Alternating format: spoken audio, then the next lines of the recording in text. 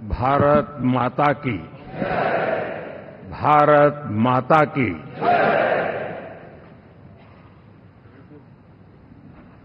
मैं सबसे पहले तो इस सभागृह में उपस्थित एनडीए घटक दलों के सभी नेतागण, नवनिर्वाचित सभी सांसदगण और हमारे राज्यसभा के भी सांसदगण, आप सबका हृदय से बहुत बहुत आभार व्यक्त करता हूं।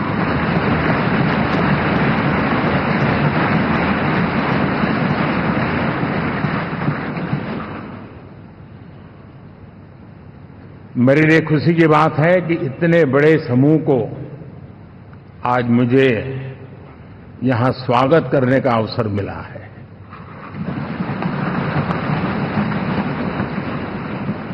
जो साथी विजयी होकर के आए हैं वे सभी अभिनंदन के अधिकारी हैं, लेकिन जिन लाखों कार्यकर्ताओं ने दिन रात परिश्रम किया है, न उन्होंने दिन देखा न रात देखी, और इतनी भयंकर गर्मी में हर दल के कार्यकर्ता ने जो पुरुषार्थ किया है, परिश्रम किया है, मैं आज संविधान सदन के इस सेंट्रल हॉल से सर झुका करके उनको प्रणाम करता हूं।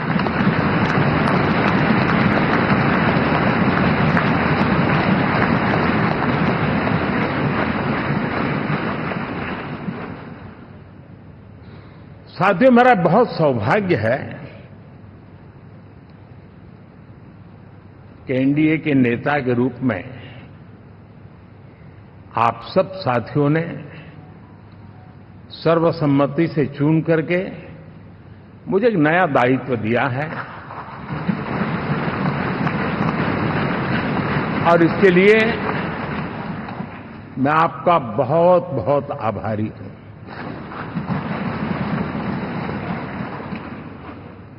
व्यक्तिगत जीवन में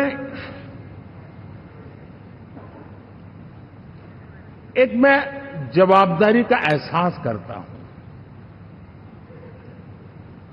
जब 2019 में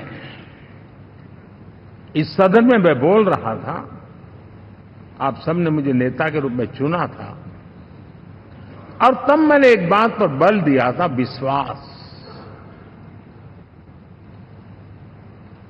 आज जब आप मुझे फिर से एक बार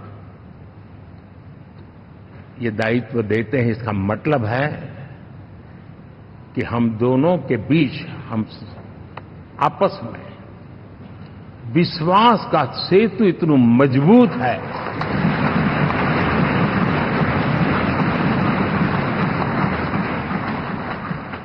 ये अटूट रिश्ता विश्वास की मजबूत धरातल पर है, और ये सबसे बड़ी पूंजी होता है। और इसलिए ये पल मेरे लिए भावुक करने वाले भी हैं, और आप सबके प्रति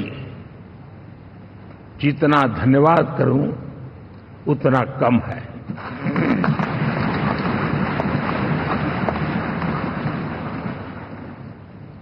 साथियों,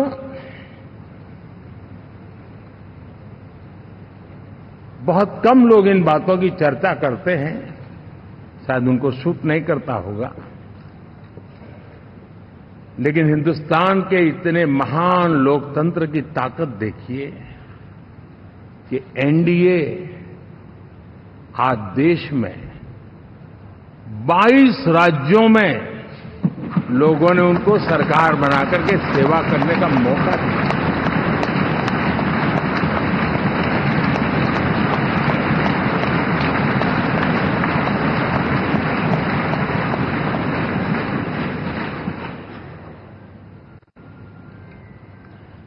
हमारा ये अलायंस सच्चे अर्थ में भारत की असली जो स्पिरिट है, जो भारत का आत्मा है, भारत की जड़ों में जो रचा बसा है, उसका एक अर्थ में प्रतिबिंब है।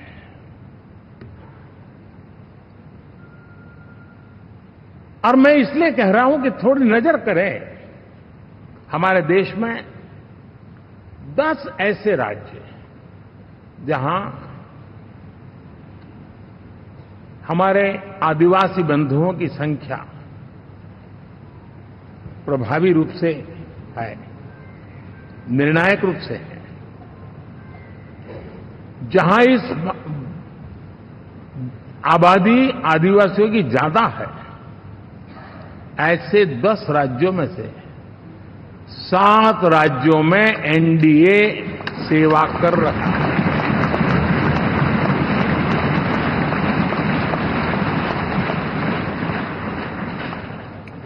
साथियों, हम सर्वपंथ संभाव के हमारे संविधान को समर्पित है और देश में चाहे हमारा गोवा हो या हमारा नॉर्थ ईस्ट हो, जहां बहुत बड़ी मात्रा में हमारे ईसाई भाई बहन रहते हैं, आज हम उन राज्यों में भी एनडीए के रूप में सेवा का अवसर हमें मिला हुआ है।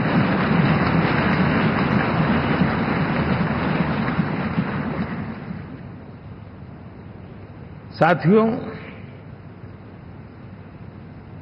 प्री पोल अलायंस हिंदुस्तान के राजनीतिक इतिहास में और हिंदुस्तान की राजनीति में गठबंधन के इतिहास में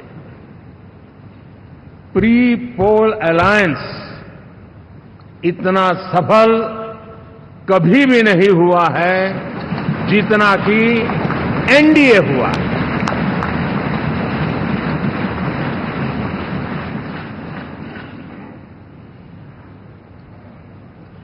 और ये गठबंधन का विजय, हमने बहुमत हासिल किया है और मैं कई बार कह चुका हूं, शब्द अलग होंगे लेकिन मेरे भाव उसमें एक सातत्य है।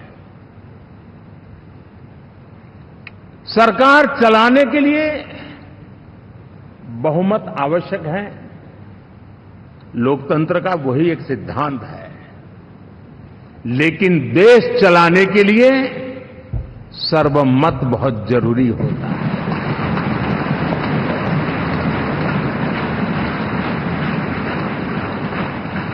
और मैं आज देशवासियों को यहां से विश्वास दिलाना चाहता हूं कि आपने जिस प्रकार से हमें बहुमत देकर के सरकार चलाने का सौभाग्य दिया है, ये हम सबका दायित्व है कि हम सर्वमत का निरंतर प्रयास करेंगे और देश को आगे ले जाने के लिए हम कोई कोर कसर नहीं छोड़ेंगे।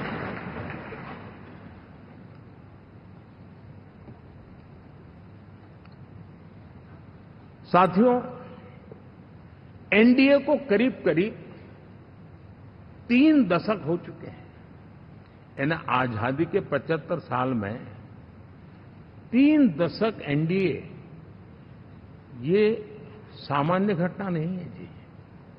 विविधता से भरे हुए अपनी लोकतांत्रिक और सामाजिक रचना के बीच में ये 3 दशक की यात्रा एक बहुत बड़ी मजबूती का संदेश देती है।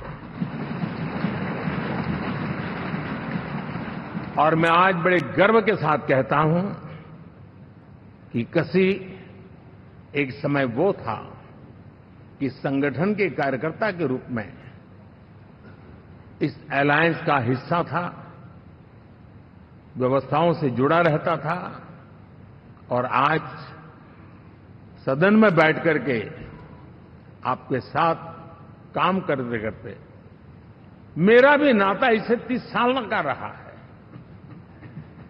और मैं कह सकता हूं, हकीकतों के तथ्यों के आधार पर कह सकता हूं, ये सबसे सफल अलायंस है।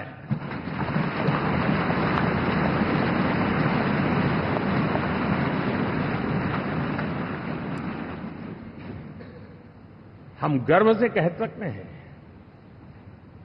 कि 5 साल का टर्म होता है। इस अलायंस ने 30 साल में से 5-5 साल के 3 टर्म सफलतापूर्वक पार किए हैं और अलायंस चौथे टर्म में एंटर कर रहा है।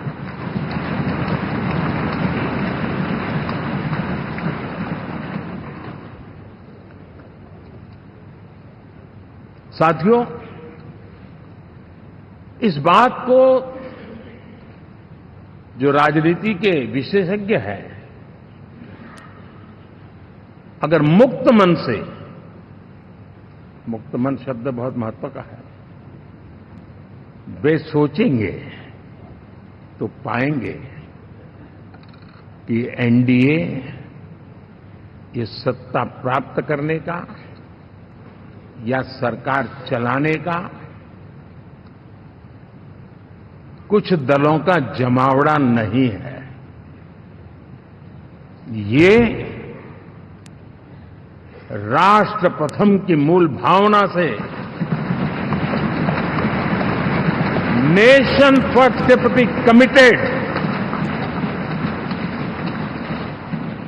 वैसा ये समूह है।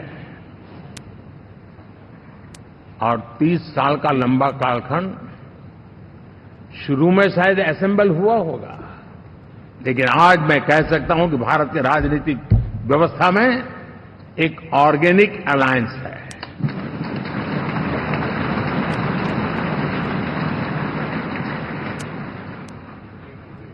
और ये मूल्य श्रद्धेय अटल बिहारी वाजपेयी, श्री प्रकाश सिंह जी बादल, श्री बाला साहब ठाकरे, श्री जॉर्ज फर्नांडिस, श्री शरद यादव, अनगिनत नाम मैं कह सकता हूं। इन लोगों ने जिस बीज को बोया था, वो आज भारत की जनता ने विश्वास का सिंचन कर करके उस बीज को वटवृक्ष बना दिया है।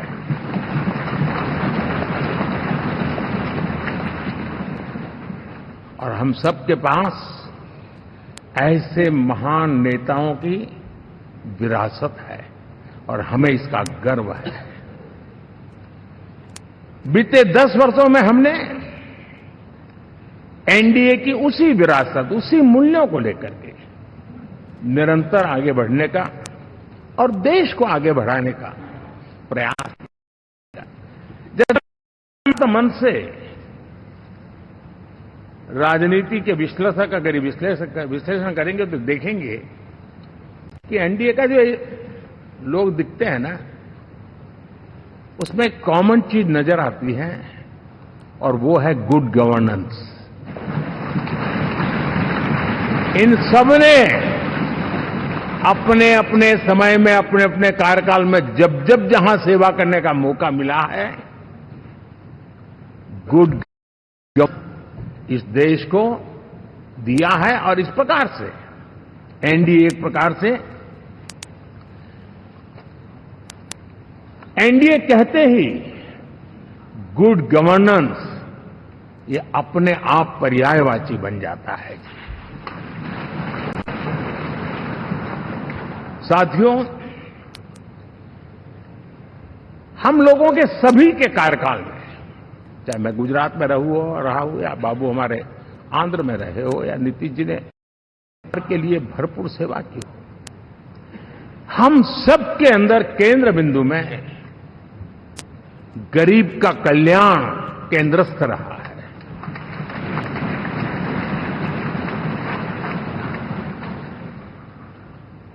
और देश ने एनडीए के गरीब कल्याण के, गुड गवर्नेंस के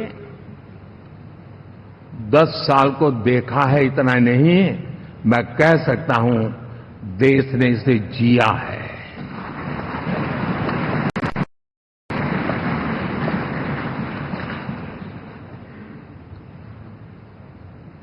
जनता जनार्दन ने सरकार क्या होती है, सरकार क्यों होती है, सरकार किसके लिए होती है, सरकार कैसे काम करती है, इसको पहली बार अनुभव किया है। वरना जनता और सरकारों के बीच में एक खाई की व्यवस्था ही बनी हुई थी। हमने उसको पाठ दिया है। हमने सबका प्रयास का मंत्र देश को नई ऊंचाई पर ले जाने के लिए चरितार्थ करके देखा है। साथियों, एनडीए सरकार में हम के लिए सबसे हाईएस्ट विक्ट्री है।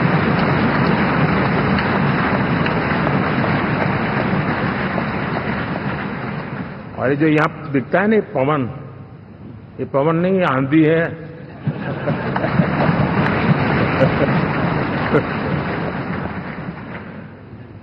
आंध्र ने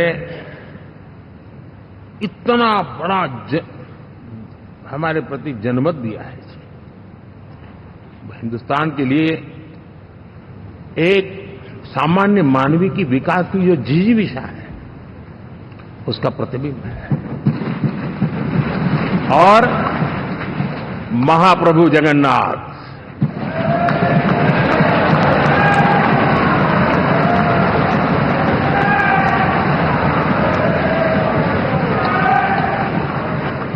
और मैंने अनुभव किया हमेशा।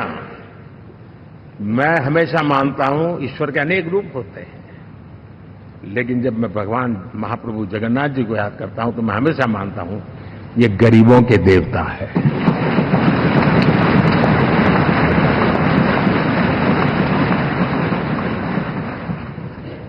और वहां जो क्रांति रूप परिणाम आया है, मैं इसे एक रिवॉल्यूशन देख रहा हूं।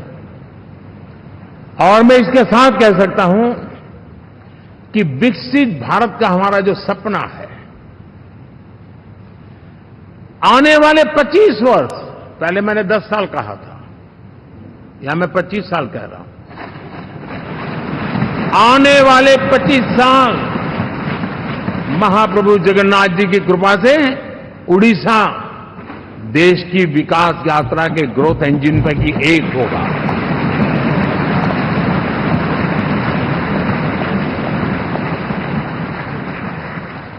साथियों, हम लोग जब 4 जून के नतीजे चल रहे थे, मैं तो अपने काम में कुछ व्यस्त था।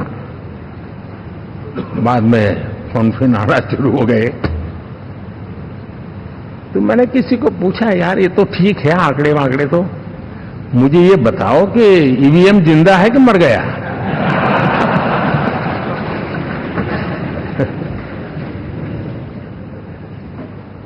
क्योंकि ये लोग तय करके बैठे थे कि भारत के लोकतंत्र और लोकतंत्र की प्रक्रिया के प्रति विश्वास ही लोगों का उठ जाए, और लगातार ईवीएम को गाली देना। और मुझे तो लगता था कि शायद इस बार वो ईवीएम की अर्थी का जुलूस निकालेंगे, लेकिन 4 जून शाम आते आते उनको ताले लग गए, ईवीएम ने उनको चुप कर दिया। ये ताकत है भारत के लोकतंत्र की, ये ताकत है भारत की निष्पक्षता की, ये भारत की ताकत है भारत के चुनावी तंत्र की, चुनाव आयोग की। और मैं मानता हूं कि ये आशा करता हूं कि 5 साल तो अब ईवीएम शायद मुझे नहीं सुनाई देगा, लेकिन जब 29 में हम जाएंगे तो फिर से शायद ईवीएम को लेकर के नाचने की शुरुआत कर दी है, क्योंकि इनके सुधरने की संभावना बहुत कम है। आप देखिए, चुनाव के समय मैंने पहली बार देखा, शायद हर तीसरे दिन इलेक्शन कमीशन के काम में रुकावट आए, इसके लिए सुप्रीम कोर्ट के दरवाजे खटखटाए गए, भांति भांति की एप्लीकेशन, और एक ही टोली थी। और लोकतंत्र के प्रति जिनका भरोभार अविश्वास है, ऐसे लोग सुप्रीम कोर्ट का उपयोग करते हुए कैसे रुकावट डाले, इसका निरंतर प्रयास करते रहे। और चुनाव आयोग की ताकत का एक बड़ा हिस्सा अदालतों में, इस पीक अवर्स में, चुनाव के पीक अवर्स में, यानी कितनी निराशा लेकर के ये लोग मैदान में आए थे कि उन्होंने पूरा हमला उसी इंस्टीट्यूट पे लगा दो ताकि चुनाव के कोई भी परिणाम आए, हम दुनिया के सामने भारत को भी बदनाम कर लें। ये षड्यंत्र का हिस्सा था दोस्तों, और कभी भी देश उनको माफ नहीं करेगा। साथियों, इंडी गठबंधन वाले जब ये ईवीएम का विरोध करते हैं तो मैं सिर्फ एक चुनाव के रूप में नहीं देख रहा। मैं मानता हूं ये लोग मन से पिछली शताब्दी के सोच वाले लोग हैं। वे टेक्नोलॉजी को हम महत्व न समझते हैं, न टेक्नोलॉजी स्वीकार करने को तैयार है। और ये सिर्फ ईवीएम में दिखाई दिया, ऐसा नहीं, यूपीआई में दिखाया। जब हमने कहा कि हिंदुस्तान के लोग डिजिटल ट्रांजैक्शन करेंगे, फिनटेक की दुनिया में आज हिंदुस्तान का नाम हो गया, मानने को तैयार नहीं। आधार आज देश की एक पहचान बना है। मैं तो देख रहा हूं कि मुझे कई देश कहते हैं कि हमें आधार की पद्धति से आगे बढ़ना है, आप कैसे मदद कर सकते हैं। उस आधार को रोकने के लिए सुप्रीम कोर्ट में बार बार जाकर के परेशानियां पैदा की। यानी मूलतः ये प्रगति के विरोधी, आधुनिकता के विरोधी, टेक्नोलॉजी के विरोधी इंडी अलायंस हमने देखा है। साथियों, इस देश के लिए ये भी चिंता का विषय है कि विश्व में भारत के लोकतंत्र की ताकत को कम आंकने का प्रयास, और कितना एक्सट्रीम है। मैं दुनिया में ढोल पीट रहा हूं कि हम मदर ऑफ डेमोक्रेसी है, और ये दुनिया में जाकर के बता रहे नहीं हमारे देश में तो डेमोक्रेसी ऐसा कुछ नहीं, कि वो मोदी बैठ गया है, वो एक चाय बेचने वाला यहां पहुंच कैसे गया, कुछ तो गड़बड़ की होगी। ये जो इनकी मनस्थिति है जी,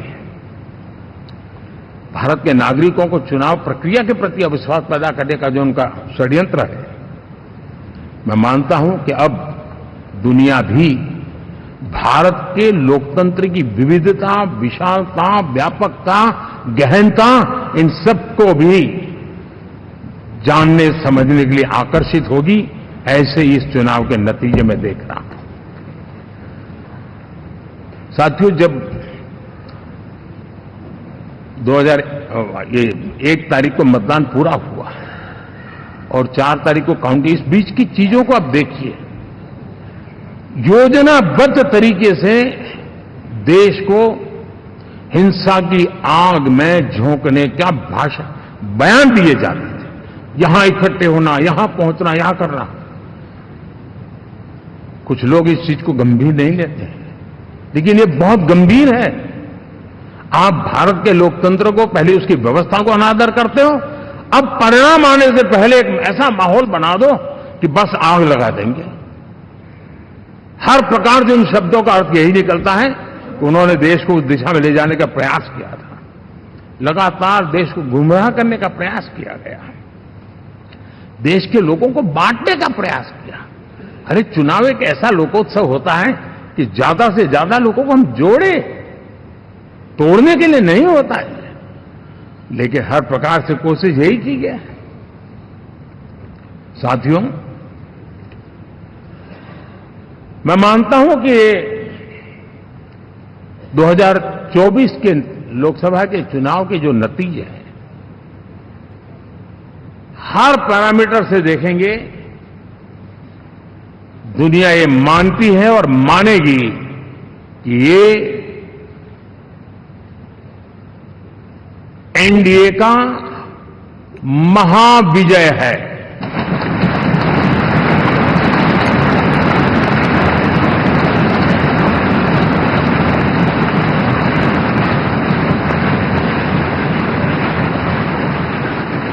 और आपने देखा 2 दिन कैसा चला, जैसे हम तो हार चुके हैं। उसके सामने कांग्रेस नेतृत्व वाली यूपीए, अब उन्होंने पुरानी अपनी छवि सुधारने के लिए नाम बदल दिया, लेकिन पहचान घोटालों की है। आए दिन घोटाले, यही पहचान रही है। और नाम बदलने के बावजूद भी देश उनके घोटालों को नहीं भुला है, उनको नकारा है।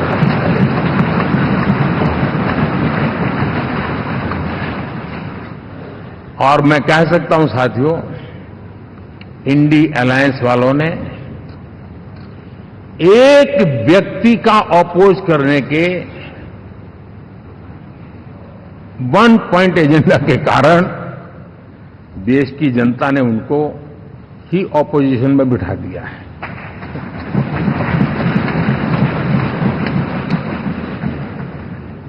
एनडीए विकसित भारत इस संकल्प को लेकर के चुनाव में गया था, देश के लिए सकारात्मक सोच को लेकर के गया था, देश की युवा शक्ति के सामर्थ्य को समझ करके नए अवसरों को लेकर के देश को आगे बढ़ने की बात लेकर के गया था। जबकि हमारे सामने जो लोग थे वो भ्रम फैलाना, झूठ फैलाना, यही गुमराह करने वाले काम यही करते रहे थे। अब एनडीए और उनका देखें, इवन नामांकन में जाएंगे तो भी आपको देखेगा उनका चुनाव प्रचार, उनका नामांकन, हम लोगों का एक एक दृश्य देख लीजिए और उनका एक एक दृश्य देखिए, कितना बड़ा अंतर है। हर चीज में उनका कैरेक्टर दिखाई देता है। और क्या रहा, फोटो ऑप के लिए तो उन्होंने अलायंस घोषित कर दिया है, लेकिन कितने ही राज्यों में वो आपस में लड़ते रहे हैं, चुनावी जंग में एक दूसरे की पीठ में छुरा भोंकते रहे हैं। कभी उन्होंने कहा कि ये तो हमारा वैचारिक अलायंस है, वो विचार लेवल पर ठीक है, बाकी नीचे तो हमारा अपना हम तैयार करेंगे। और अब फिर उन्होंने कहा कि भाई हम तो सीट के आधार पर अलायंस करेंगे, टोटल न भी करें, ये भी खेल खेला। और अभी अभी तो चुनाव पूरा शुरू कर दिया कि ये तो हमारा अलायंस लोकसभा के चुनाव के लिए ही था, बाद में नहीं है, ये भी शुरू कर दिया। यानी मैंने बहुत पहले कहा था कि आप देख लेना 4 जून के बाद बिखराव शुरू हो जाएगा, और वो शुरू हो चुका है। इसका मतलब ये हुआ कि वो सिर्फ और सिर्फ सत्ता सुख के लिए एक दूसरे का साथ देने की कोशिश करते थे, लेकिन उनमें उनका अगर स्वार्थ निश्चित होता तो साथ देना, वरना नहीं देना, ये कैरेक्टर था। साथियों, ये लोग कितने ही बड़े झूठे बोलते रहे हैं। और आप देखिए, चुनाव के समय उन्होंने देश के सामान्य नागरिक को गुमराह करने के लिए जो पर्चियां बांटी कि ये देंगे और वो देंगे और टिकना देंगे, फलाना देंगे, 2 दिन से मैं देख रहा हूं कि कांग्रेस के दफ्तरों पर लोग कतार लगा के खड़े हैं कि ये पर्ची है, 1 लाख रुपया कहां है, लाओ भाई, मांग रहे हैं लोग। यानी आपने जनता जनार्दन की आंखों में कैसा उनको भ्रमित किया, कैसी आंख में धूल झोंक दी कि वो बेचारा सामान्य नागरिक मान के चलता था, हाँ भाई 4 जून के बाद रुपया मिल जाएगा, इसलिए वो जाके खड़ा रह गया। और अब उसको धक्का मारा जा रहा है, डंडे मारे जा रहे हैं, वहां से निकाला जा रहा है। अब इस प्रकार का चुनाव, ये अपने आप में देश के गरीबों का अपमान है, हमारे देश के सामान्य नागरिकों का अपमान है। और कभी भी देश ऐसी हरकतों को न भूलता है, न ही कभी माफ किए बिना माफ कभी करता है।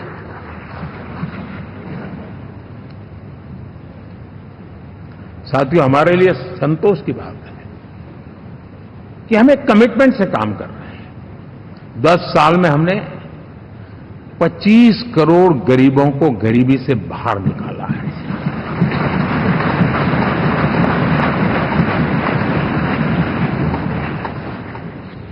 गरीब कल्याण का एक सुरक्षित मजबूत कवच दिया है हमने उसको, और उसके अंदर भी एक नए एस्पिरेशंस पैदा हुए हैं कि हां, अब मुझे गरीब नहीं रहना है, और उसके लिए मुझसे जो हो सके मैं हर अवसर का फायदा उठाऊंगा। 3 करोड़ गरीबों को घर, ये ऐसे कहने का आंकड़ा नहीं है जी, कितनी मेहनत पड़ती है मुझे मालूम है, लेकिन हम सफलतापूर्वक इसको कर पाए हैं। 4 करोड़ लोगों को दे चुके हैं, 3 करोड़ का हम संकल्प लेकर के आज से आगे बढ़ेंगे। यानी ये भी हिम्मत है कि 4 करोड़ देने के बाद जिन परिवारों का विस्तार हुआ है, जरूरत पड़ी है, और राज्यों की भी उसमें इच्छा है, 3 करोड़ नए घर बनाने का संकल्प। 70 वर्ष की आयु से ऊपर के व्यक्तियों को, नागरिकों को 5 लाख रुपए तक इलाज के लिए मुफ्त इलाज की व्यवस्था। मुद्रा योजना के तहत हमारे नौजवानों को कारोबार के लिए 20 लाख तक की उनकी बैंक से उनको लोन मिले, इसकी व्यवस्था। ये मैं समझता हूं कि वायदा हमारे तीसरे कार्यकाल की गारंटियां, सब मैं अभी बताता नहीं हूं, लेकिन इन गारंटियों के प्रति हम कमिटेड हैं और उसे पूर्ण करने के लिए हम कोई कमी नहीं रखेंगे। साथियों, गरीब का सशक्तिकरण और मिडिल क्लास को सुविधा, ये हमारी प्राथमिकता है, क्योंकि मध्यम वर्ग अब इस देश का एक बहुत बड़ा चालक बल है। भारत की ग्रोथ स्टोरी में ये ऐसे ऐसे नए फोर्सेस में देख रहा हूं जो हमारी बहुत बड़ी शक्ति बनने वाले हैं, और इसलिए हम उस पर भी उतना ही, और मिडिल क्लास की बचत कैसे बढ़े, सेविंग कैसे बने, उसके लिए, उसकी क्वालिटी ऑफ लाइफ के लिए हम क्या कर सकते हैं, हमारी योजनाओं का विस्तार कैसे किया जाए, हमारे नीति नियमों में बदलाव कैसे किया जाए, उस पर भी हम आने वाले दिनों में काम चाहते हैं। साथियों, पंचायत से पार्लियामेंट तक हमारी नारी शक्ति की सक्रिय भागीदारी, ये हमारा कमिटमेंट है, और हमने हमारे पिछले कार्यकाल में नारी शक्ति वंदन अधिनियम करके उस बात को हमने आगे बढ़ाया, और वो दिन दूर नहीं होगा जब हमारे सदन में बहुत बड़ी तादाद में हमारी माताएं बहनें देश का नेतृत्व करती हुई दिखाई देगी।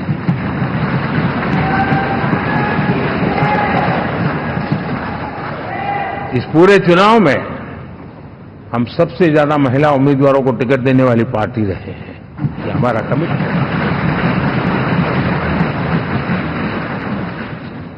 हमारी महिला सांसदों को जो आशीर्वाद देश की जनता ने दिया है, मैं इसके लिए विशेष रूप से उनका आभार व्यक्त करता हूं।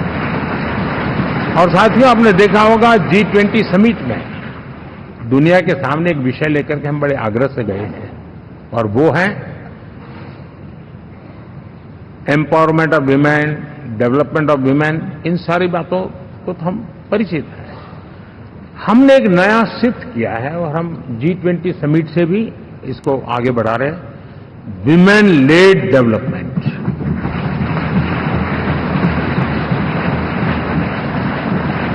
एक बार हमारा इस प्रकार का कमिटमेंट बनता है तो परिवर्तन बिल्कुल साफ नजर आता है। साथियों, एनडीए का ये कार्यकाल बड़े फैसलों का है, तेज विकास का है, और अब हम समय गंवाना नहीं चाहते कि हम 5 नंबर की इकोनॉमी से 3 नंबर की इकोनॉमी पर पहुंचना है।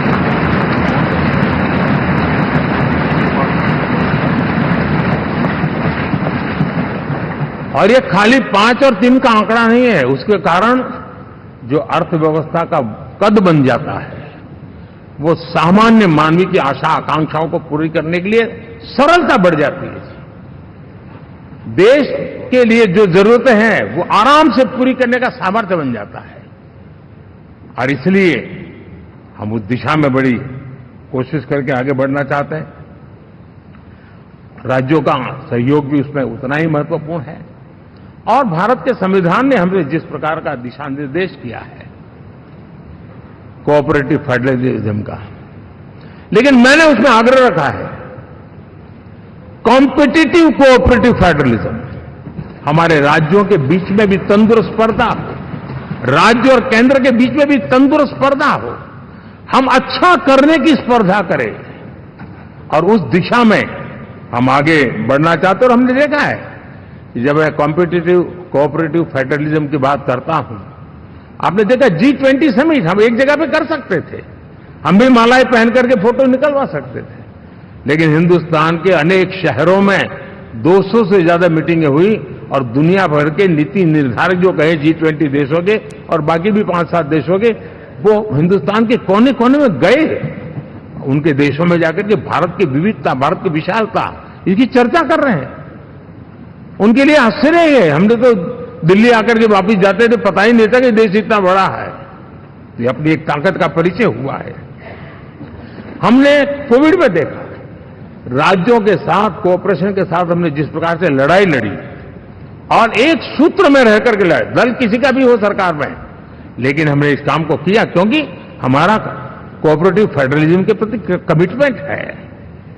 एस्पिरेशनल डिस्ट्रिक्ट एक ऐसा मॉडल है गवर्नेंस का जिसमें राज्य भी उतना ही सक्रियता से हमारे साथ जुड़े हुए हैं, और दुनिया के लिए जो डेवलपिंग कंट्रीज हैं उनके लिए गवर्नेंस का एक ऐसा मॉडल प्रस्तुत हो रहा है जिसका अब तो केस स्टडी के रूप में दुनिया के अनेक यूनिवर्सिटी केस स्टडी करना शुरू की है।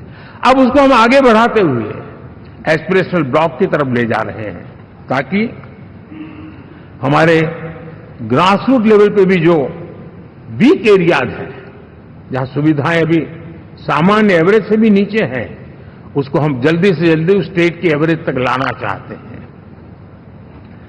देश का रीजन कोई भी क्षेत्र हो, सर्वांगीण विकास को लेकर के हम चले हैं। साथियों, गत 10 वर्ष में इंफ्रास्ट्रक्चर के क्षेत्र में हमने एक बहुत बड़ा सही चाहिए, जल्दी से जल्दी पहुंचाने वाला चाहिए, सामान्य मानवीय के मन को हमने इस से प्रेरित भी किया है और पुरुषार्थ करके हमने उस दिशा में काम किया है। 5 साल में हमें गति शक्ति यानी इस प्रकार के प्लेटफॉर्म पर जो काम किया है, जो काम 6-6, 8-8 महीने तक नहीं होता था, वो आज 15-20 दिन में कर सकते हैं। सर टेक्नोलॉजी का उपयोग करके हम काम कर रहे हैं, और ये जब होता है तो उसका मूल फायदा देश के नौजवानों के लिए रोजगार के अति अवसर बन जाते हैं। उनके लिए जीवन में सिलेक्शन के लिए बहुत बड़ा दायरा बढ़ जाता है, और वो हमें साथियों आज भारत दुनिया में विश्व के लिए एक नया मैन्युफैक्चरिंग हब के रूप में उभर रहा है। और जब हम मैन्युफैक्चरिंग हब कह रहे हैं तब सिर्फ इलेक्ट्रॉनिक गुड्स या सर्विसेज की मैं बात नहीं कर रहा हूं, मैं फूड प्रोसेसिंग में भी आज दुनिया में हम बहुत तेजी से आगे बढ़ रहे हैं, और वो भारत के किसानों को बहुत बड़ी ताकत देने वाला है। उसी प्रकार से स्पेस हो, आर्टिफिशियल इंटेलिजेंस हो, स्टार्टअप्स की बात हो, स्किल जॉब अपॉर्चुनिटीज की बात हो, आज भारत बहुत तेजी से आगे बढ़ेगा, बढ़ रहा है, ये मेरा विश्वास है। साथियों, मुद्रा योजना, ड्रोन दीदी, विश्वकर्मा योजना, इसने भी नई संभावनाओं को जन्म दिया है। साथियों, हमारी संस्कृति, हमारी विरासत, उसके प्रति हम जितना ध्यान केंद्रित करेंगे दुनिया के लिए आकर्षण का केंद्र बनेगा, और इसलिए हम उन दिशा में, और मैं मानता हूं भारत के लिए टूरिज्म एक ऐसा एवेन्यू है जो गत शताब्दी में हमें कभी, आज से लेकर के पीछे के 100 साल में कहूं, ऐसा अवसर नहीं मिला है जैसा आने वाले 25 साल में मिलने वाला है। दुनिया भारत की तरफ मुड़ने वाली है। अब हमारा काम है हम इसके लिए आवश्यक व्यवस्थाओं को विकसित करें, हमारी विरासत के प्रति हम हमारा पर्यटन का विकास करते हुए एक विन विन सिचुएशन का हम फायदा उठाएं, और उसमें बहुत अधिक निवेश की संभावनाएं मैं देखता हूं।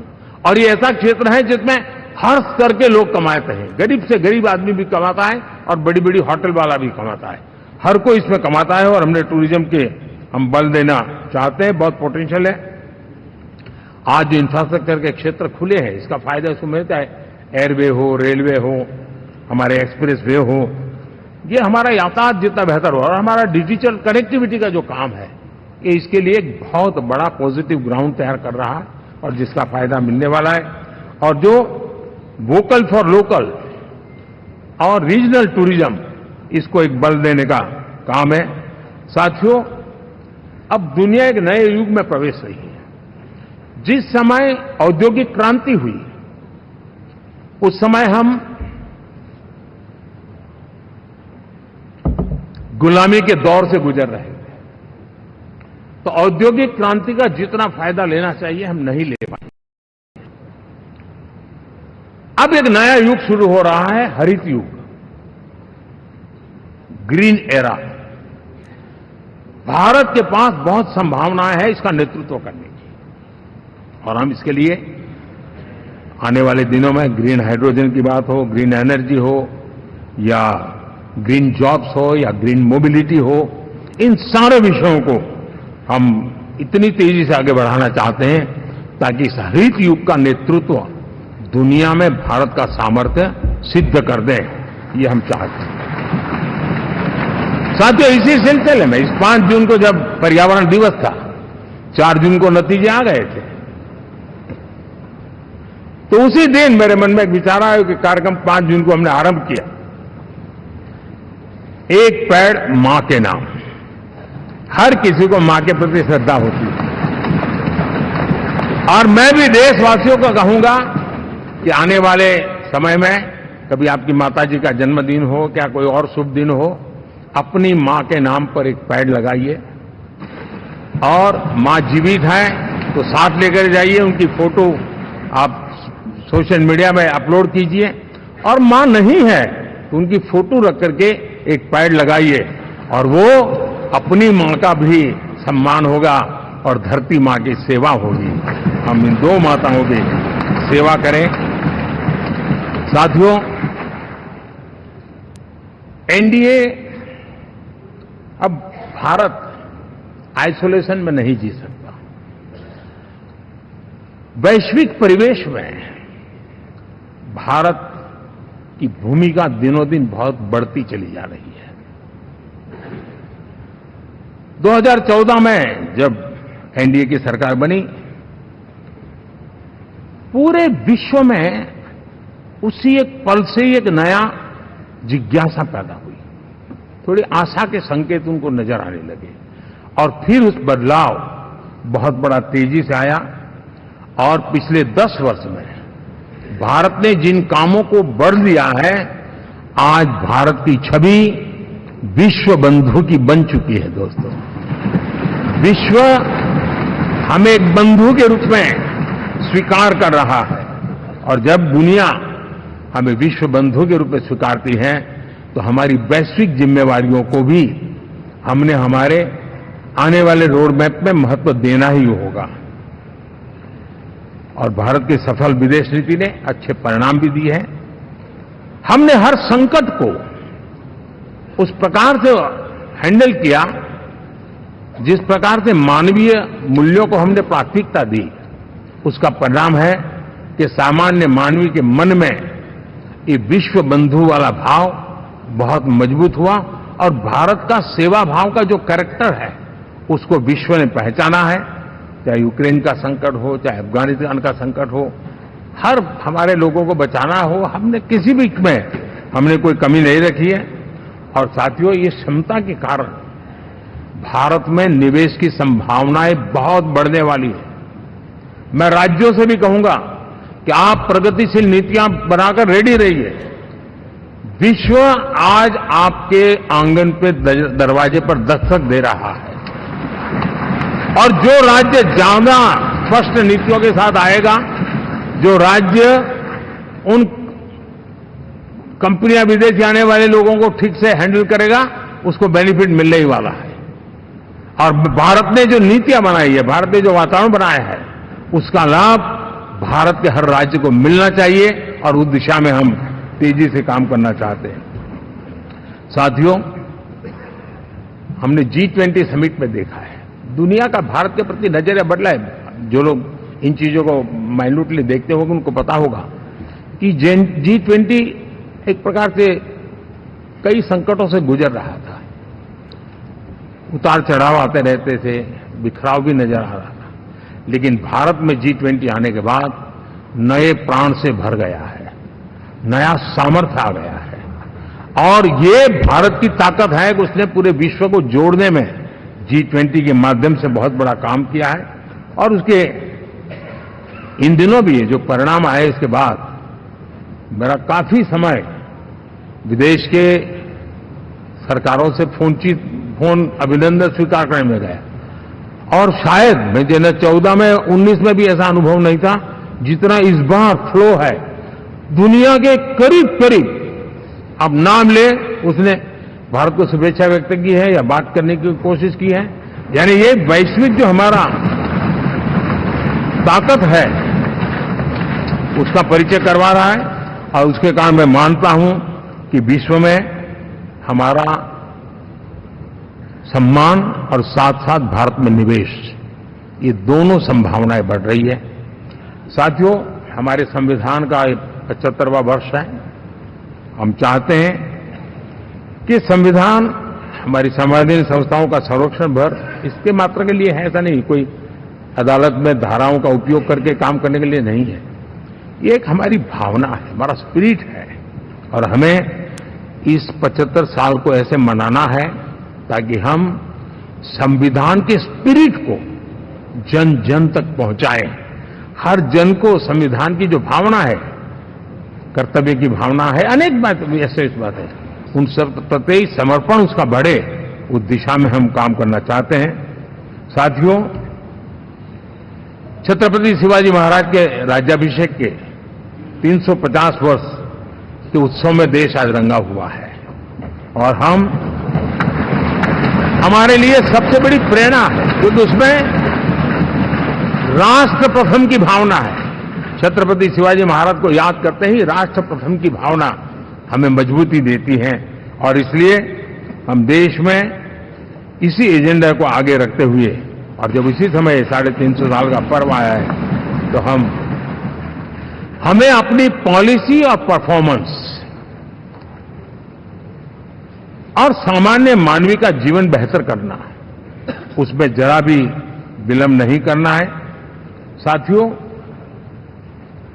विकास की सारी तैयारियां, रोड मैप लेकर को हम चलेंगे ही, चल रहे हैं।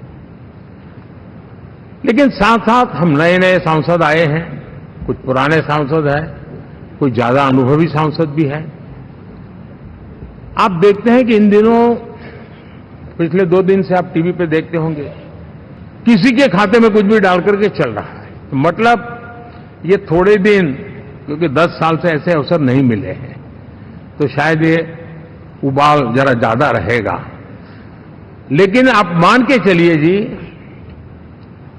ऐसे लोग कोई पहुंचेंगे, बस साहब मेरा अच्छा संबंध है, मंत्री में आपका नंबर कर सकता हूं, आया, हमें भी पता नहीं होता यार, हो सकता है मिनिस्टर बनने का ही रास्ता होगा, तो हम भी गलती से उसका हाथ पकड़ लेते हैं और वो पता नहीं वो किस खाई में डुबो देता है। कभी कभी तो शायद अब तो टेक्नोलॉजी ऐसी है कि हो सकता है मेरे सिग्नेचर से कोई लिस्ट बाहर निकल जाए कि ये मंत्री बन गए, हो सकता है कोई बुद्धिमान डिपार्टमेंट भी बांट दे। तो आजकल कई लोग सरकार बनाने में लगे हुए हैं, मंत्री पद बांट रहे हैं, पद बांट रहे हैं, व्यवस्था बांट रहे हैं। मैं आपसे आग्रहपूर्वक कहता हूं, और जो मोदी को जानते हैं, ये सारे प्रयास निरर्थक है वे।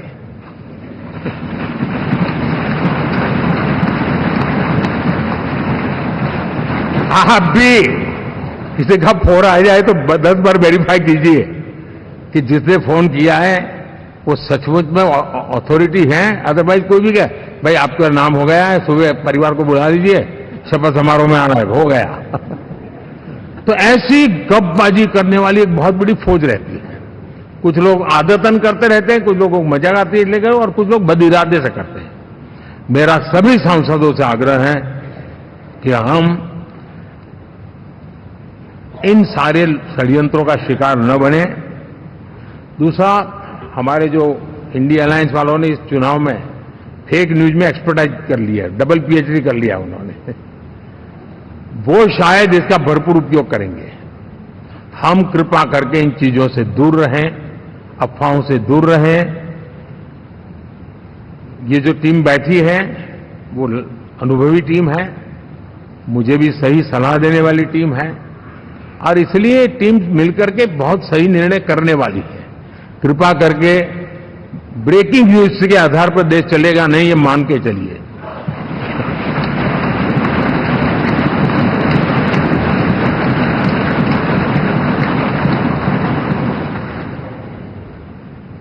साथियों, विकसित भारत का संकल्प लेकर के हम चले हैं। 3 नंबर की इकोनॉमी पहुंचना मैं जानता हूं, निश्चित रोड मैप के साथ उसको हम पार करने वाले हैं। और मैंने पहले भी कहा था कि मेरा पल पल देश के नाम है, मेरा पल पल आप लोगों के नाम है। मैं 24/7 अवेलेबल हूं।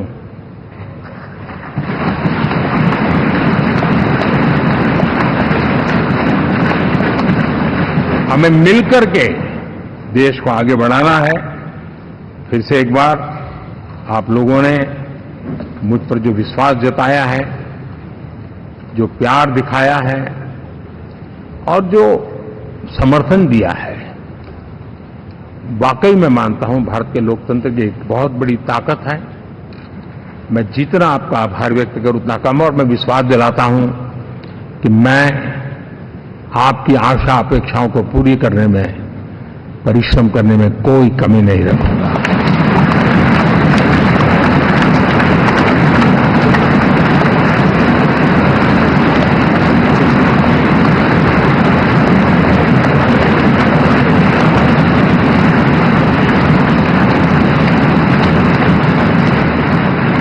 मेरे लिए जन्म सिर्फ और सिर्फ वन लाइफ वन मिशन, और वो है मेरी भारत माता। ये मिशन है 140 करोड़ देशवासियों के सपनों को पूरा करने के लिए खप जाना।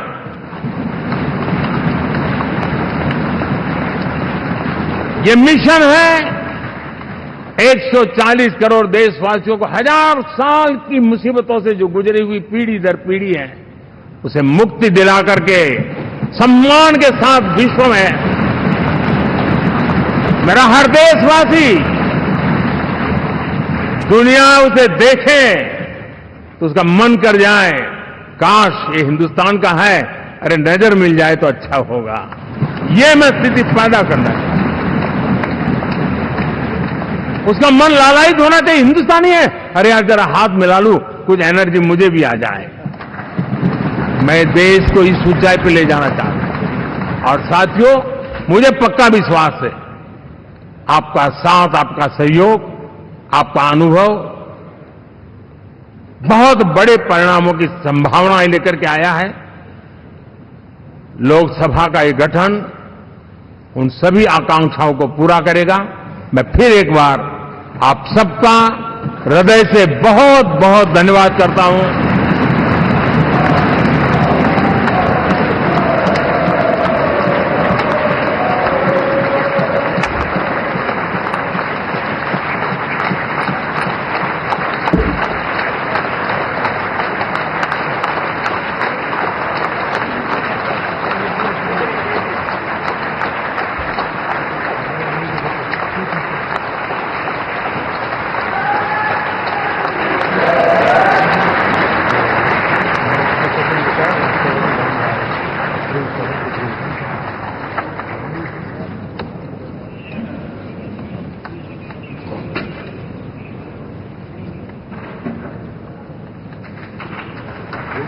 उसके बाद जो टीम को स्वागत राष्ट्रपति जी का पन्ना बदला के जो एनडीए के साथी स्वागत करना चाहते हैं वो आगे आ सकते हैं, और बाकी भी जो फिर पार्टी के वरिष्ठ नेता भी स्वागत करना चाहते हैं वो आगे आ सकते हैं। एनडीए के वरिष्ठ नेता राष्ट्रपति भवन की ओर भी इसके बाद जाएंगे। तो एनडीए के साथी तमिलनाडु देवनाथ, हाँ जाओ जाओ।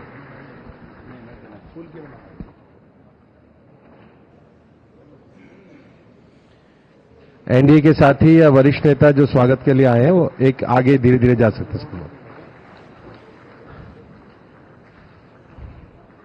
तो एनडीए संसदीय दल की बैठक में ऐतिहासिक निर्णय, ये ऐतिहासिक बैठक है और प्रधानमंत्री के तौर पर चुना गया है, एनडीए संसदीय दल का नेता चुना गया है प्रधानमंत्री नरेंद्र मोदी को। तो एक बार फिर से तीसरी बार लगातार देश की बागडोर संभालने जा रहे हैं नरेंद्र मोदी और ये ऐतिहासिक पल है जब सभी दलों ने सर्वसम्मति से, एनडीए से जुड़े सभी घटक दलों ने सर्वसम्मति से नरेंद्र मोदी को अपना नेता चुना है। और इस तरह से जवाहरलाल नेहरू के बाद अब प्रधानमंत्री नरेंद्र मोदी इकलौते ऐसे व्यक्ति होंगे जो लगातार तीसरी बार प्रधानमंत्री के पद पर आसीन होंगे। हमारे संवाददाता शैलेंद्र मिश्रा इस पूरी खबर पर बातचीत करने के लिए हमारे साथ मौजूद हैं।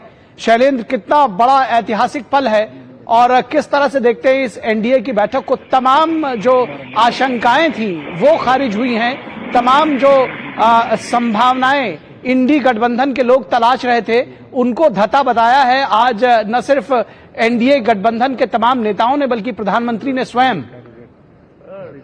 प्रधानमंत्री नरेंद्र मोदी ने एनडीए संसदीय दल का नेता चुने जाने के बाद कई महत्वपूर्ण बातें कही और उन्होंने कहा कि एनडीए की महाविजय है और एनडीए का जो एक इतिहास रहा है उसे प्रधानमंत्री नरेंद्र मोदी ने याद किया और किस तरह से विकसित भारत के एक विजन को आगे बढ़ाना है सभी को साथ लेकर, उस पर प्रधानमंत्री नरेंद्र मोदी ने अपनी बात रखी। और इंडी गठबंधन के जो लोग हैं उन्होंने जिस तरह का रवैया अपनाया चुनाव प्रचार के दौरान उस पर भी एक निशाना साधा और जब चुनावी नतीजे आए जिस तरह की बातें कही गई उस पर भी प्रधानमंत्री ने अपने तौर पर अपनी बातें रखी। देखिए, बहुत महत्वपूर्ण है जब भाजपा संसदीय दल, एनडीए संसदीय दल और लोकसभा के नेता के तौर पर प्रधानमंत्री नरेंद्र मोदी को चुना गया है। उसके लिए एक प्रस्ताव राजनाथ सिंह ने रखा था, तमाम एनडीए के सहयोगी नेताओं ने उस प्रस्ताव का अनुमोदन किया।